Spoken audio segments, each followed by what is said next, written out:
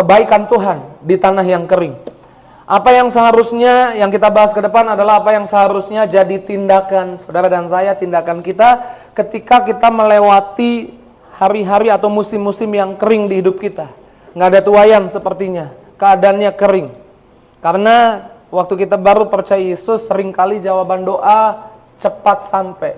Baru doa langsung dijawab, baru doa langsung dijawab. Banyak mujizat kayaknya. Tapi ada momen di mana Tuhan bawa saudara dan saya lewati musim kering, waktu-waktu kering. Doa kok lambat dijawabnya. Kayaknya kok semakin lama, Tuhan kok saya menunggu dan disuruh terus menunggu. Kayaknya musim yang kering di hidup saya. Bukannya artinya Tuhan jauh dari kita, Tuhan meninggalkan kita, tapi Tuhan mau ajar setiap kita di musim kering apa yang harus kita lakukan. Supaya kita nggak takut, nggak cemas, karena di depan Tuhan selalu punya yang terbaik buat kita. Amin, sama-sama bilang Tuhan punya yang terbaik buat saya. Amin. Yuk kita belajar dari Kejadian 26. Saya mulai ayat 1. Maka timbullah kelaparan di negeri itu. Timbullah kekeringan di negeri itu. Ini bukanlah kelaparan yang pertama yang telah terjadi dalam zaman Abraham. Sebab itu Ishak pergi ke Gerar kepada Abimelek raja orang Filistin. Ayat 2. Lalu Tuhan menampakkan diri kepadanya serta berfirman, janganlah pergi ke Mesir. Diamlah di negeri yang akan kukatakan kepadamu. Ayat 3. Tinggallah di negeri ini sebagai orang asing, maka aku akan menyertai engkau dan memberkati engkau. Sebab kepadamulah dan kepada keturunanmu akan kuberikan seluruh negeri ini, dan aku akan menepati sumpah yang telah kuikrarkan kepada Abraham ayahmu. Ayat 6.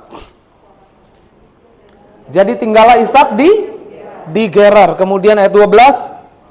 Maka menaburlah Ishak di tanah itu di Gerar, dan dalam tahun itu juga ia mendapat hasil 100 kali lipat, sebab ia diberkati Tuhan. Ayat 13. Dan orang itu menjadi kaya, bahkan kian lama kian kaya, sehingga ia menjadi sangat kaya. Amin yang keras. Amin.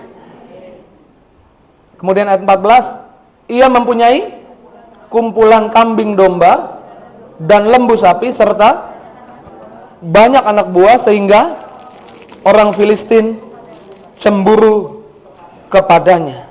Tuhan mau Ishak di masa kering tidak tergoda untuk pindah ke Mesir, tidak tergoda untuk kemasi kopernya dan pindah ke Mesir.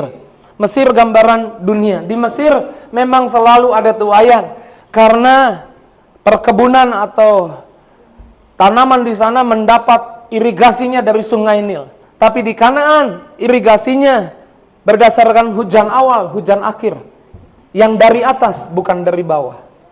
Tapi ada momen di mana ada kekeringan. Waktu ada kekeringan, Tuhan bilang sama Ishak, jangan tergoda untuk pergi ke Mesir. Jangan ikuti ayah leluhurmu. Karena Abraham, papanya, ketika ada kekeringan, dia pergi ke Mesir. Ingat ketika Abraham kemudian, 2 slide setelah ini. Ingat ketika Abraham bilang sama istrinya Sarah dan bilang, kalau Raja Mesir tanya, bilang kamu adikku. Saudara ingat cerita ini? Nah, cerita ini adalah kenapa dia pergi ke Mesir. Karena di Mesir, karena di tempat dia ada saat itu ada kekeringan, dan di Mesir nggak ada kekeringan, dia pergi ke Mesir. Tapi Tuhan nggak mau Ishak mengikuti jejak sebelumnya. Sama seperti Naomi, kemarin kita bahas juga Naomi. Naomi tinggal di Kanaan, di Bethlehem, di rumah roti. Bethlehem artinya rumah roti. Tapi rumah roti ada waktunya tidak ada roti di sana. Waktu tidak ada roti di rumah roti, kemudian Naomi pergi ke Moab. Waktu dia pergi ke Moab, kemudian di rumah roti di Bethlehem ada lagi roti, dia balik lagi. Tapi waktu dia balik lagi, dia kehilangan suaminya, mati. 2 anak laki-lakinya mati. Ada harga yang mahal ketika dia pergi dari rumah Tuhan, dari dalam Tuhan, dari tempat di mana Tuhan menempatkan dia. Tuhan mau Tuhan mau Ishak beda. Ketika ada musim yang kering, Tuhan bilang jangan tergoda pergi ke Mesir. Kita seringkali ketika lewati masa yang kering, kita bisa juga tergoda. Cari cara yang mudah, cari jalan pintas, jalan yang lebih mudah. Ikutin dunia, kayaknya dunia lebih mudah. Tapi Tuhan bilang sama Ishak, slide sebelum ini, Ishak tinggal di Gerar, maka menetaplah Ishak di Gerar. Gerar itu kalau saya terjemahkan adalah, artinya adalah seperti diseret musuh dengan kasar, seperti diperlakukan gak adil. Di Gerar itu ada musuh, ada orang Filistin di sekelilingnya. Jadi di tempat di mana gak aman.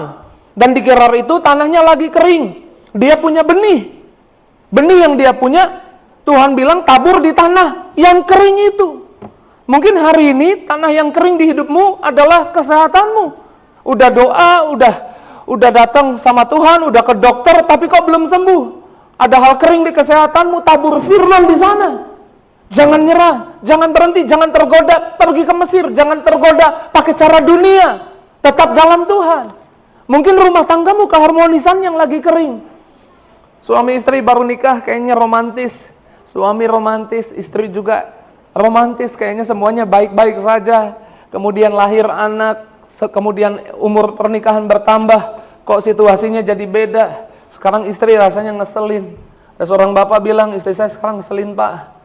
Kemudian seorang istri juga bilang, suami saya sekarang ngeselin pak, dia mulai kasar sama saya pak. Rumah tangga kami gak harmonis lagi. Dengar baik, mungkin Tuhan sedang izinkan untuk bawa rumah tanggamu lewati musim kering. Apa yang harus dilakukan ketika rumah tanggamu keharmonisannya kering? Saya mau bilang di tanah yang kering itu tabur kesabaran.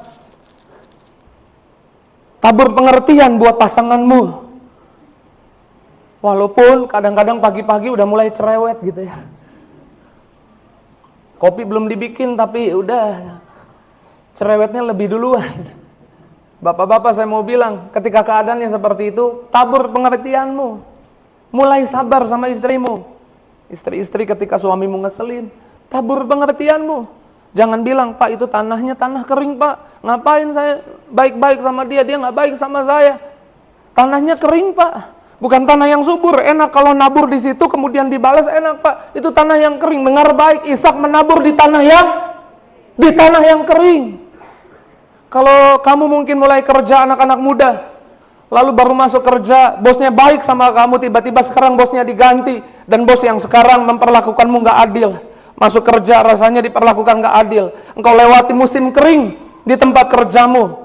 Apa yang harus engkau lakukan? Kalau kita belajar Kejadian 26, lewati musim kering itu tabur dedikasi. Tetap berbuat baik. Tapi bos saya gak baik Pak. Biarin. Di tempat yang kering, di tempat yang tandus itu taburlah di sana. Karena Alkitab bilang, ketika Ishak menabur di tanah yang kering, tahun yang sama. Sama-sama bilang tahun yang sama. Sama-sama bilang waktunya nggak lama. Menuai juga. Amin. Menuai berapa banyak? 100 kali. Jauh lebih banyak daripada yang ditabur. Saudara jangan takut rugi menabur di tanah yang kering. Jangan takut rugi buat baik sama suamimu yang ngeselin. Jangan takut rugi berbuat baik sama istrimu yang mungkin ngeselin. Jangan takut rugi. Karena apa yang kamu tabur pasti kamu tuai. Amin. Bahkan saya doa ayat 13 terjadi di kesehatanmu, di rumah tanggamu, di tempat kerjamu. Kamu kian kaya akan kebahagiaan. Kamu semakin kaya. Dan orang itu menjadi sangat kaya. Kamu akan menjadi sangat kaya akan kebahagiaan. Sangat kaya akan sukacita. Ya tepuk tangan dulu yang dahsyat, yang luar biasa. Tapi kan bukanlah hal yang mudah nabur di tempat yang kering. Ya kan? Ketika teman kita ngeselin, gak mudah untuk kita tetap berbuat baik sama teman yang ada di sekitar kita. Bukanlah hal yang mudah. Tapi Tuhan mau kita bertahan dan percaya. Amin. Ini yang harusnya kita ngerti nih. Sehebat apapun saudara, tadi Bethlehem ada artinya rumah roti. Tapi ada waktu di mana rumah roti nggak ada roti. Saudara mungkin sekarang punya posisi, jabatan, rasanya nyaman semua. Saya mau bilang, seberkati apapun hidupmu, Tuhan akan bawa saudara satu waktu lewati masa sulit. Bukan karena Tuhan jahat sama saudara, tapi justru karena Tuhan sayang sama saudara. Tuhan mau supaya engkau tahu bahwa Tuhan dapat diandalkan, bahwa engkau nggak akan dikecewakan sama Tuhan. Amin. Nabur di situ, di tempat yang orang nggak mau nabur mungkin. Ishak menabur, dia punya biji gandum, dia punya biji jagung, dia punya benihnya kentang, tanahnya kering. Waktu nabur di tanah yang kering, saya percaya pikirannya tergoda. Ini mati deh benihnya, sia-sia, nggak ada gunanya. Nggak ada gunanya saya baik, nggak ada gunanya saya dedikasi tinggi di perusahaan ini, bos tetap kasar sama saya, nggak ada gunanya. Dengar baik, orang bisa lupa sama apa yang kau lakukan, tapi Tuhan nggak lupa sama apa yang kau lakukan. Amin. Saya suka bilang sama teman-teman pelayanan, sorry ya, kalau saya jadi pimpinan di sini, mungkin saya sering kali lupa, kasih appreciate lupa, tapi Tuhan nggak lupa sama kamu. Amin.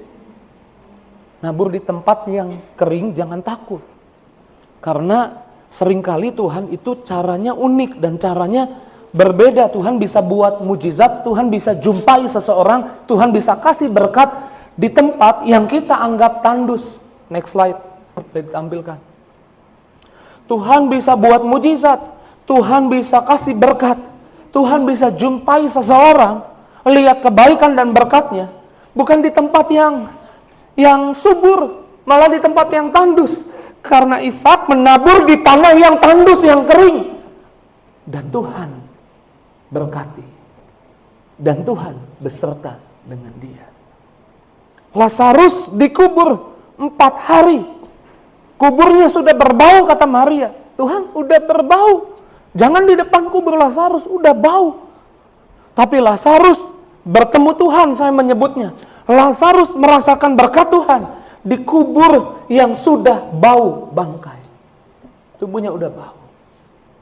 Ayub bilang begini, dulu aku kenal Tuhan dari kata orang, sekarang mataku lihat Tuhan. Dia lihat Tuhan dalam keadaan dirinya lagi tandus, hartanya habis, semua habis di hidupnya. Makanya saya mau bilang, musim kering cuman sementara, bukan untuk selamanya. Karena setelah itu Ayub menerima 2 kali lipat, jauh lebih banyak dari yang hilang di hidupnya.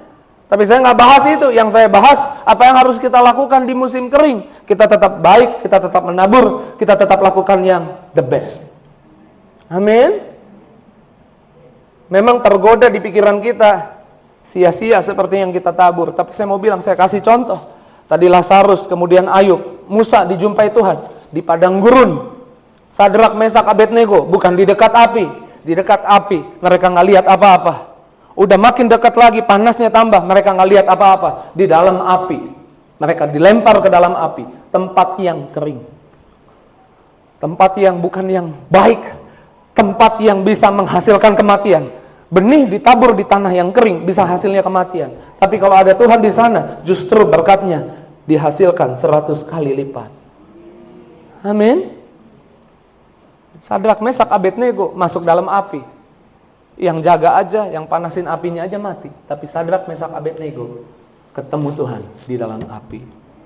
Jadi saudara jangan pikir apa yang saudara tabur karena orang nggak balas, karena bosmu nggak baik, sia-sia dedikasimu, sia-sia pengorbananmu, sia-sia apa yang kamu tabur. Saya mau bilang nggak pernah sia-sia.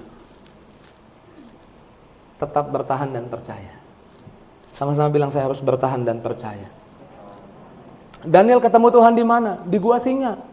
Singanya perutnya udah bunyi keroncongan, keruk keruk keruk. Tapi mulutnya nggak bisa mangap. Elia ketemu Tuhan di mana? Dalam pelariannya dikejar Isabel. Waktu dia mau bunuh diri, dia putus asa. Itu tempat kering, saya mau bilang. Di tempat kering dia ketemu Tuhan. Petrus ketemu Tuhan di mana? Di dalam penjara. Nggak mungkin keluar. Dijaga oleh penjagaan yang ketat. Ada 3 pintu yang harus dia lewati. Malaikat Tuhan datang di sana. Sinar kemuliaan Tuhan nyata di sana. Dan dia keluar. Di tempat yang nggak mungkin, nggak bisa, Tuhan bisa buat mujizat. Kalau saudara menabur hari ini, kayaknya kesehatanmu udah ke dokter, udah doa kayaknya kering, tetaplah menabur, tetaplah ucapkan berkat, oleh bilur darah Yesus aku sembuh.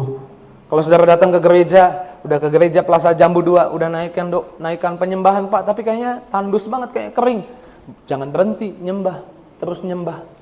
Karena rumah roti tadi nggak ada roti, kemudian rotinya ada lagi. Waktu engkau terus menyembah, akan datang waktunya kau rasakan urapan 100 kali lipat lebih banyak. Amin. Yuk tepuk tangan dulu yang dahsyat, yang luar biasa buat Yesus. Nah, masalahnya gimana supaya kita bisa menabur di tanah yang kering?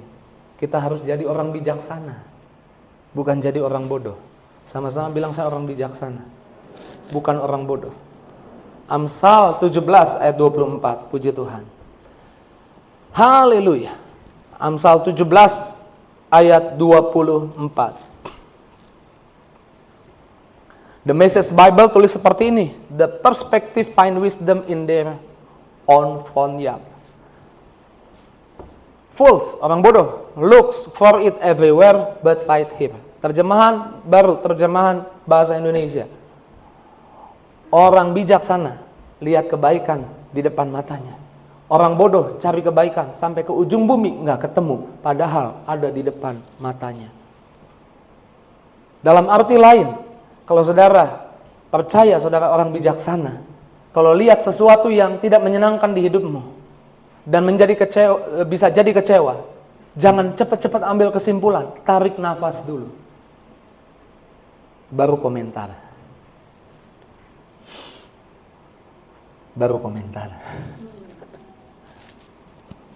Dalam arti lain, kalau saudara bijaksana, saudara akan menghargai apa yang Tuhan taruh di hidupmu. Saudara akan hargai pasangan yang Tuhan taruh di hidupmu. Saudara akan hargai teman-teman yang Tuhan taruh di dekatmu. Saudara akan hargai tempat di mana saudara ditempatkan di tempat kerja. Saudara akan hargai kota di mana saudara Tuhan taruh saudara untuk tinggal. Saudara akan hargai dan bukan mengeluh. Karena saudara hargai, walaupun belum lihat hasil, saudara berani menabur. Amin. Makanya jangan cepat-cepat ambil kesimpulan. Tarik nafas, yuk belajar tarik nafas. Gitu. Kemarin sore jam 5, lagi seperti ini, saya senang kalau khotbah jam 5 karena udah diulang 4 kali ya kan. Jam 5 jadi lebih enak khotbahnya gitu. Karena udah beberapa poin hafal. Kalau sesi pertama kan masih baca-baca gitu. Makanya saya minta sama teman saya, tolong direkam ya. Supaya kalau jemaat gak datang bisa lihat di YouTube channel saya gitu kan. Terus direkam nih kayak gini, sama direkam. Kemudian selesai ibadah, setelah doakan jemaat, saya bilang, mana coba saya mau lihat rekamannya. Waktu itu Ponce yang rekam. Dan ketika saya lihat rekamannya, begitu play, tiba-tiba saya begini.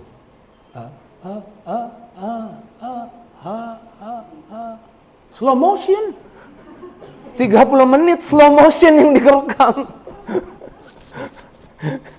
Itu keadaan yang gak mengenakan buat saya, keadaan yang ngeselin buat saya. Mana Ponce gak ada di sini sih. Tapi tadi saya udah tanya sama Ponce, seharian ini saya udah tanya sama Ponce. Ingat waktu kemarin saya ada marah gak? Saya tanya sama Om Neil, ada marah gak? Nggak ada marah sama sekali. Apa yang kita lakukan? Kita ketawa-ketawa. Kenapa ketawa-ketawa? Saya tarik nafas sejenak. Pasti ada yang baik yang Tuhan sedang kerjakan di hidup saya. Teman-teman hanya bisa lihat di permukaan, tapi Tuhan bisa jagain saya sampai kedalaman hati saya. Jangan-jangan Tuhan takut saya berbangga hati. Jangan-jangan saya tergoda untuk berbangga diri. Jangan-jangan saya bisa melupakan Tuhan dan saya bilang, saya belajar sih, saya khotbahnya bagus kan, saya upload deh, saya bangganya setengah mati. Dan saya melupakan Tuhan, itu semua karya Tuhan. Jangan-jangan. Jadi daripada saya marah, saya percaya ada kebaikan Tuhan. Videonya slow motion. Kata O'Neil, kayak ketua partai, lagi kampanye katanya. Ini bisa diumpamakan, tim saya ini tanah yang kering nih. Karena dia nggak menghasilkan. Tapi di tanah yang kering, saya nggak tabur amarah. Saya tabur sukacita. Saya tabur kebahagiaan. Kenapa bisa begitu? Karena kita percaya dalam hidup kita nggak ada yang kebetulan. Tuhan seringkali izinkan di musim yang kering.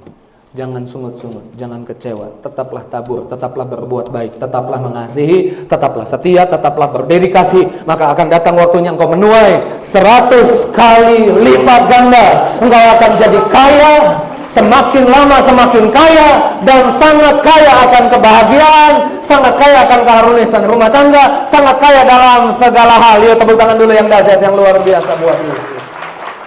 Ini inti khotbah saya, sederhana, sesederhana ini. Saya nggak akan khotbah lama-lama supaya saudara satu poin sederhana ini bisa saudara terapkan dan saudara dapat manfaat yang banyak. Kalau saudara diajak Tuhan lewati musim kering, lewati waktu kekeringan, terserah di rumah tangga kah, di kesehatan kah, di keuangan kah, inilah yang harus kita lakukan, tetap menabur. Sama-sama bilang tetap menabur. Saya akan tutup dengan kisah nyata. Ini kisah nyata. Boleh ditampilkan slide-nya? Ini namanya Edmund Mackenzie. Siapa dia? Edmund Mackenzie. Tahun 1800. Edmund Mackenzie. Saudara kenal dia siapa? Tukang bakso di bawah. Enggak. Tukang bakso. Hidup di tahun 1800. Edmund Mackenzie punya teman baik tentara yang pulang dari Meksiko dan cerita, di Meksiko ada sambal enak banget. Jadi saya bawa nih benihnya, benih paprika, dikasih ke Edmund Mackenzie sama istrinya. Kemudian Edmund menabur di dekat rumahnya, menabur benih dari paprika ini. Kemudian setelah itu 10-12 tahun kemudian, dia tinggal di Louisiana. Di Louisiana kemudian yang terjadi ada perang saudara. Waktu ada perang saudara, semua orang meninggalkan kota itu, pergi dari kota itu. Karena ada kehancuran di kota itu akibat perang saudara. Setelah perang saudara selesai, kurang lebih 3 tahun lebih, Edmund dan istrinya kembali ke kotanya, mau cek keadaan rumahnya. Waktu dia cek keadaan rumahnya, udah hancur. Rumah-rumah sudah hancur. Kota itu udah kota yang hancur. Kehancuran di mana-mana. Pagar rumahnya udah roboh. Dan yang dia lihat sekeliling dia hanya kehancuran. Nggak ada yang bisa diharapkan dari kota itu. Tapi dia melihat pohon cabai atau pohon paprika yang dia tanam udah menyebar kemana-mana, tambah banyak. Semua orang, teman-temannya, teman dekatnya pergi dari kota itu karena nggak ada yang bisa diharapkan di kota itu. Tapi Edmund Mackenzie bersama istrinya menetap di situ. Dia punya ladang garam, kemudian dia juga punya beberapa cuka di kulkasnya, di rumahnya yang dia tinggalkan lama itu. Kemudian mereka buat bumbu paprika dicampur garam, dicampur cuka dan resep khusus. Kemudian dibuatlah sambal. Jadilah saus sambal. Kemudian dia nikmati dan ini sausnya enak. Dan bahannya banyak. Karena pohon paprikanya semakin banyak. Jadi dia memutuskan untuk nggak pergi dari kota Louisiana. Padahal semua orang udah pergi. Nggak ada yang bisa diharapkan, kehancuran di mana-mana. Waktu dia berjalan mengelilingi kota itu, kemudian dia menemukan sebuah botol bekas parfum. Ada 350 botol bekas parfum. Pemain musik boleh siap-siap. 350 botol bekas parfum. Dia cuci bersih, dia masukin sambalnya, dia tutup, dan dia taruh di kota-kota sekitar untuk dia jual.